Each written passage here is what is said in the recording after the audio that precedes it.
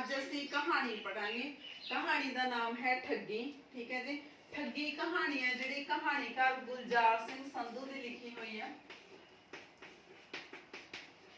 कहानीकार का नाम है गुलजार सिंह संधू।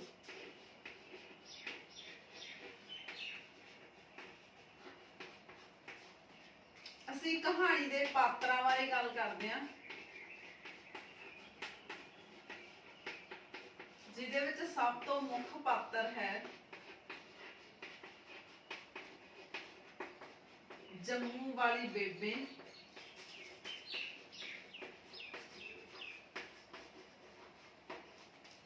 सेकंड पात्र है नसीब।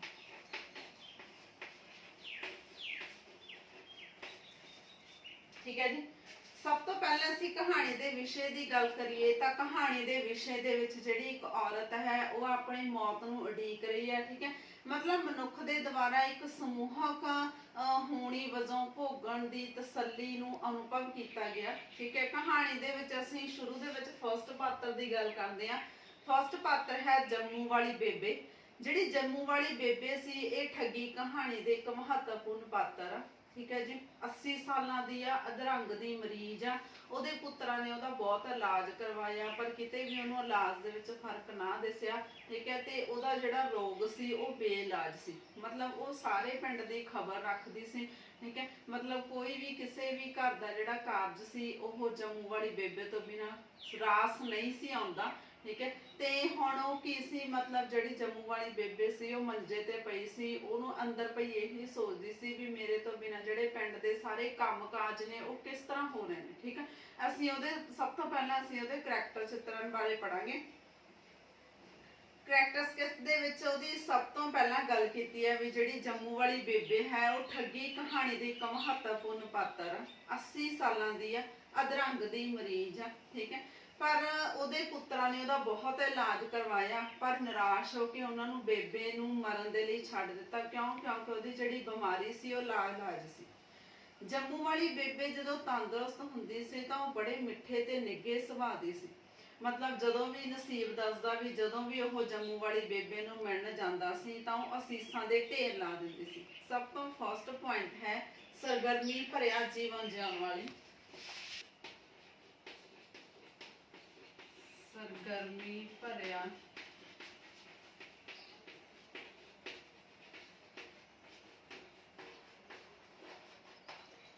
जीवन जीवन। जे जम्मू वाली बेबे की गल करिए तो बीमार होने तो पहला जिहड़ा उहदा जीवन सी वो बहुत सरगर्मी भरिया सी। ठीक है, जदों वो बीमार हो गई तो मतलब घर दे विच मंजे ते ही बैठी रहंदी सी। ठीक है, मतलब सारे जिहड़े घर दे जी सी तुरदे फिरदे मतलब उहदे वल ध्यान भी नहीं सी दिंदे। ठीक है, घर दा कोई भी जिहड़ा कारज सी उहदे बिना रास नहीं सी आउंदा।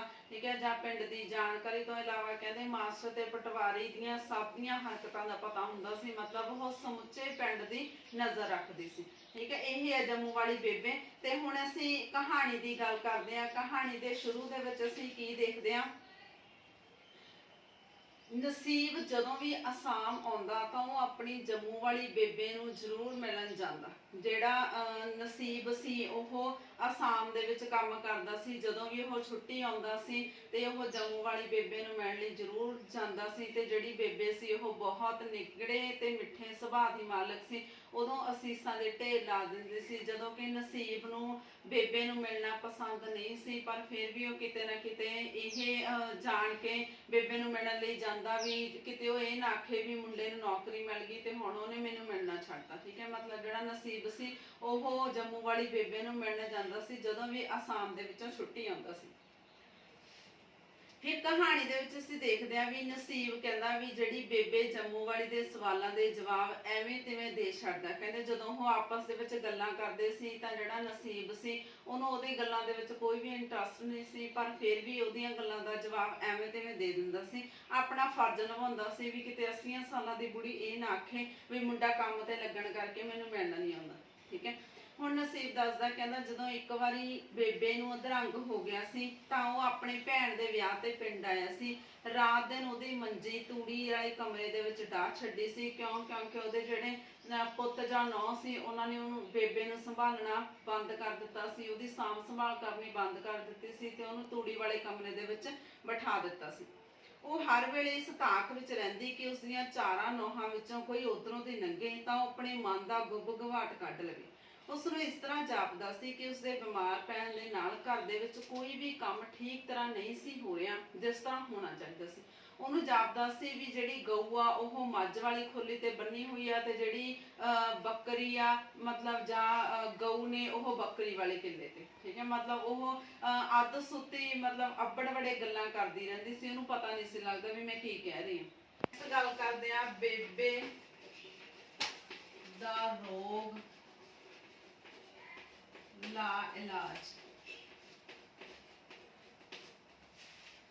ਜਦੋਂ ਬੇਬੇ ਬਿਮਾਰ ਰਹਿਣ ਲੱਗ ਪਈ ਸੀ ਤਾਂ ਉਹਦੇ ਰੋਗ ਦਾ ਇਲਾਜ ਕਰਵਾਉਣ ਦੇ ਲਈ ਉਹਦੇ ਪੁੱਤਰਾਂ ਨੂੰ ਜਿੱਥੇ ਵੀ ਕਿਹਾ ਉਹਨਾਂ ਨੇ ਇਲਾਜ ਕਰਵਾਇਆ, ਜੰਗੀ ਕਬੂਤਰ ਖਵਾਏ, ਵੱਧ ਤੋਂ ਵੱਧ ਟੀਕੇ ਲਵਾਏ, ਪਰ ਉਹਨਾਂ ਨੂੰ ਸਮਝ ਨਹੀਂ ਸੀ ਆਉਂਦੀ ਵੀ ਬੇਬੇ ਨੂੰ ਕਿਸ ਤਰ੍ਹਾਂ ਠੀਕ ਕੀਤਾ ਜਾਵੇ।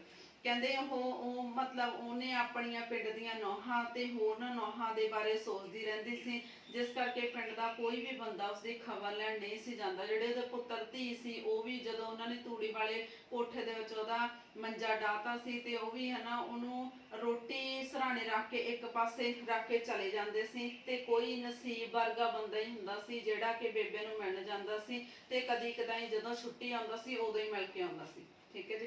ਨੈਕਸਟ ਅਸੀਂ ਜਾਣਦੇ ਹਾਂ ਨਸੀਬ ਨੂੰ ਜੰਮੂ ਵਾਲੇ ਦੀ ਹਾਲਤ ਬਾਰੇ ਸੁਣ ਕੇ ਬੜਾ ਦੁੱਖ ਹੋਇਆ। ਉਹ ਸੋਚਦਾ ਸੀ ਕਿ ਪਿੰਡ ਦੇ ਜੀ ਦੀ ਖਬਰ ਰੱਖਣ ਵਾਲੀ, ਕੰਮ ਵਿੱਚ ਮੋਹਰੀ ਰਹਿਣ ਵਾਲੀ, ਮੋਹਰੀ ਮਤਲਬ ਕੰਮ ਦੇ ਵਿੱਚ ਅੱਗੇ ਰਹਿਣ ਵਾਲੀ, ਹਰ ਚੀਜ਼ ਤੇ ਹਰ ਮੁੰਡੇ ਦੀ ਜਾਣਕਾਰੀ ਰੱਖਣ ਵਾਲੀ ਜੰਮੂ ਵਾਲੀ ਕਿਸ ਤਰ੍ਹਾਂ ਮੰਜੇ ਤੇ ਪੈ ਸਕਦੀ ਹੈ। ਨਸੀਬ ਬੇਬੇ ਨੂੰ ਮਿਲਿਆ ਤੇ ਉਸਨੇ ਪੂਰੇ 6 ਮਹੀਨੇ ਦੀਆਂ ਡੱਕੀਆਂ ਗੱਲਾਂ ਕੀਤੀਆਂ। ਕਿਉਂਕਿ ਬੇਬੇ ਦੇ ਕੋਲ ਕੋਈ ਜਾਂਦਾ ਨਹੀਂ ਸੀ, ਉਹਦੇ ਧੀਆਂ ਪੁੱਤਰ ਸਿਰਫ ਉਹਨੂੰ ਰੋਟੀ ਦੇਣ ਲਈ ਜਾਂਦੇ ਸੀ ਤੇ ਪਿੰਡ ਦਾ ਹੋਰ ਕੋਈ ਵੀ ਬੰਦਾ ਉਹਦਾ ਪਤਾ ਲੈਣ ਨਹੀਂ ਸੀ ਜਾਂਦਾ। ਜੋਤਸ਼ੀ ਕਹਿ ਰਹੇ ਸੀ ਕਿ 8 ਗ੍ਰਹਿ ਮਿਲਣ ਵਾਲੇ ਹਨ ਜਿਹੜੇ ਕਿ ਮਿਲਣ ਵਿੱਚ ਹੀ ਨਹੀਂ ਆ ਰਹੇ ਹਨ। ਬੱਚਿਆਂ ਨੂੰ ਪਤਾ ਸੀ ਕਿ ਪੌਣ, ਪਾਣੀ ਤੇ ਮਿੱਟੀ ਆਪਸ ਦੇ ਵਿੱਚ ਘੁਲ ਮਿਲ ਜਾਂਦੇ ਹਨ। ਇਹ ਗੱਲ ਵੱਖਰੀ ਹੈ ਕਿ ਰੋਜ਼ਾਨਾ ਕਾਰੋਬਾਰ ਪਹਿਲਾਂ ਦੀ ਤਰ੍ਹਾਂ ਆ ਜਾਂਦਾ ਸੀ। ਨੈਕਸਟ ਗੱਲ ਕਰਦੇ ਆ ਪੰਜਾਬ ਵਿੱਚ ਅਫਵਾਹ।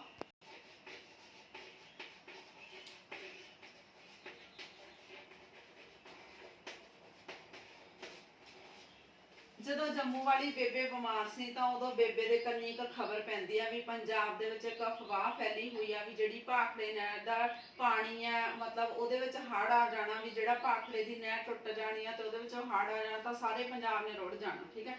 ਮਤਲਬ ਜੰਮੂ ਵਾਲੀ ਇਸ ਗੱਲੋਂ ਬਹੁਤ ਖੁਸ਼ ਸੀ ਬਈ ਸਾਰਾ ਪੰਜਾਬ, ਜੇ ਮੈਂ ਮਰੂੰਗੀ ਤਾਂ ਸਾਰਾ ਪੰਜਾਬ ਹੀ ਮਰ ਜਾਊਗਾ, ਇੱਥੇ ਇਸ ਮਤਲਬ ਪੰਜਾਬ ਦੇ ਵਿੱਚ ਕੁਝ ਵੀ ਨਹੀਂ ਰਹੂਗਾ। ਉਹ ਖੁਸ਼ ਸੀ ਕਿ ਉਹ ਮੁੰਡੇ ਦਾ ਮਿੰਨਤਾ ਤਰਲਾ ਕਰਕੇ ਕੁੜੀ ਦੇ ਵਿਆਹ ਵਿੱਚ ਜਾ ਬੈਠੇਗੀ ਜਿੱਥੇ ਉਸ ਨੂੰ ਕੁਝ ਕਹਿਣ ਦਾ ਮੌਕਾ ਮਿਲੇਗਾ। ਹੁਣ ਜਦੋਂ ਉਹਨੇ ਇਹ ਅਫਵਾਹ ਫੈਲੀ ਹੋਈ ਸੀ ਤਾਂ ਬੇਬੇ ਦੇ ਕੰਨੀ ਪਈ। ਉਸ ਤੋਂ ਬਾਅਦ ਨਸੀਬ ਦੀ ਭੈਣ ਦਾ ਵਿਆਹ ਸੀ। ਠੀਕ ਆ। ਬੇਬੇ ਇਹ ਵੀ ਚਾਹੁੰਦੀ ਸੀ ਵੀ ਉਹਦੇ ਭੈਣ ਦੇ ਵਿਆਹ ਤੇ ਜਾਊਗੀ ਤੇ ਭੈਣ ਦੇ ਵਿਆਹ ਤੇ ਜਾਊਗੀ ਤਾਂ ਉੱਥੇ ਲੋਕ ਇਕੱਠੇ ਹੋਣਗੇ, ਉਹਨੂੰ ਕੁਛ ਨਾ ਕੁਛ ਕਹਿਣ ਦਾ ਮੌਕਾ ਮਿਲੂਗਾ। ਨਸੀਬ ਨੇ ਉਸਨੂੰ ਕਿਹਾ ਕਿ ਉਸਨੂੰ ਆਪਣੀ ਭੈਣ ਦਾ ਵਿਆਹ ਜ਼ਰੂਰ ਦਿਖਾਵੇ, ਇਸ ਕਰਕੇ ਮਰਨ ਤੋਂ ਪਹਿਲਾਂ ਇੱਕ ਵਾਰੀ ਪਿੰਡ ਦਾ ਮੂੰਹ ਦੇਖ ਲੂਗੀ। ਪਿੰਡ ਦਾ ਮੂੰਹ ਦੇਖ ਲੂਗੀ ਮਤਲਬ ਪਿੰਡ ਦੇ ਲੋਕਾਂ ਦੇ ਨਾਲ ਗੱਲਾਂ ਕਰ ਲੂਗੀ। ਉਸਨੇ ਨਸੀਬ ਨੂੰ ਪੁੱਛਿਆ ਕਿ ਅਜੇ ਤੱਕ ਅਧਰੰਗ ਦਾ ਰੋਗ ਇਲਾਜ ਨਹੀਂ ਲੱਭਾ, ਕਿ ਉਹ ਦਵਾਈ ਖਾ ਕੇ ਪਿੰਡ ਦੇ ਕਾਰਜਾਂ ਵਿੱਚ ਹਿੱਸਾ ਨਹੀਂ ਲੈ ਸਕਦੀ, ਕਿ ਉਹ ਪਹਿਲਾਂ ਵਾਂਗ 9x9 ਤੇ ਕਿਣਕਾ ਕਰ ਰਹੇ ਪਿੰਡ ਨੂੰ ਮੁੜ ਆਪਣੀ ਮੁੱਠੀ ਦੇ ਵਿੱਚ ਨਹੀਂ ਕਰ ਸਕਦੀ। ਪਹਿਲਾਂ ਵਿਆਹ ਵਿੱਚ ਬੈਠਣ ਵਾਲੀ ਤੇ ਫਿਰ ਰਾਜੀ ਹੋਣ ਵਾਲੀ ਗੱਲ ਨੇ ਜੰਮੂ ਦੀ ਬੇਬੇ ਉੱਤੇ ਅਜਬ ਜਿਹੀ ਰੌਣਕ ਲੈ ਆਂਦੀ। ਨਸੀਬ ਨੇ ਉਸਨੂੰ ਤਸੱਲੀ ਦਵਾਈ ਕਿ ਅੱਜ ਦੀ ਦੁਨੀਆ ਦੇ ਵਿੱਚ ਕਹਿੰਦਾ ਕੋਈ ਵੀ ਰੋਗ ਲਾ ਇਲਾਜ ਨਹੀਂ, ਸਾਰੇ ਰੋਗਾਂ ਦਾ ਇਲਾਜ ਆ। ਠੀਕ ਹੈ। ਨੈਕਸਟ ਅਸੀਂ ਗੱਲ ਕਰਦੇ ਹਾਂ ਜੰਮੂ ਵਾਲੀ ਬੇਬੇ ਦੇ ਚਿਹਰੇ ਤੇ ਰੌਣਕ ਮੱਠੀ ਪੈ ਜਾਂਦੀ ਹੈ। ਮੱਠੀ ਕਿਉਂ ਪੈ ਜਾਂਦੀ ਆ? ਕਿਉਂਕਿ ਉਹਦਾ ਮਤਲਬ ਬਿਲਕੁਲ ਵੀ ਅਰੋਗ ਨਹੀਂ ਸੀ ਹੋਣਾ ਚਾਹੁੰਦੀ। ਕਿਉਂਕਿ ਉਹਨੂੰ ਇਹ ਲੱਗਦਾ ਸੀ ਵੀ ਜਿਹੜੀ ਭਾਖੜੇ ਵਾਲੀ ਡੈਮ ਵਾਲੀ ਅਫਵਾਹ ਆ ਉਹ ਸਿਰਫ ਇੱਕ ਅਫਵਾਹ ਹੀ ਆ ਤੇ ਜਦੋਂ ਮੈਂ ਮੰਜੇ ਤੋਂ ਕਹਿੰਦੀ ਠੀਕ ਹੋ ਕੇ ਪਿੰਡ ਦੇ ਵਿੱਚ ਜਾਊਂਗੀ ਤਾਂ ਮੇਰੇ ਪਿੰਡ ਵਿੱਚ ਜਾਣ ਤੋਂ ਪਹਿਲਾਂ ਹੀ ਜਿਹੜੇ ਪਿੰਡ ਦੇ ਲੋਕ ਨੇ ਉਹ ਮੇਰੇ ਹੱਥ ਵਿੱਚੋਂ ਨਿਕਲ ਜਾਣਗੇ ਤੇ ਕੋਈ ਵੀ ਮੇਰੀ ਗੱਲ ਨਹੀਂ ਮੰਨੂਗਾ। ਠੀਕ ਹੈ ਜੀ। ਨੈਕਸਟ ਗੱਲ ਕਰਦੇ ਹਾਂ ਬੇਬੇ ਨਾਲ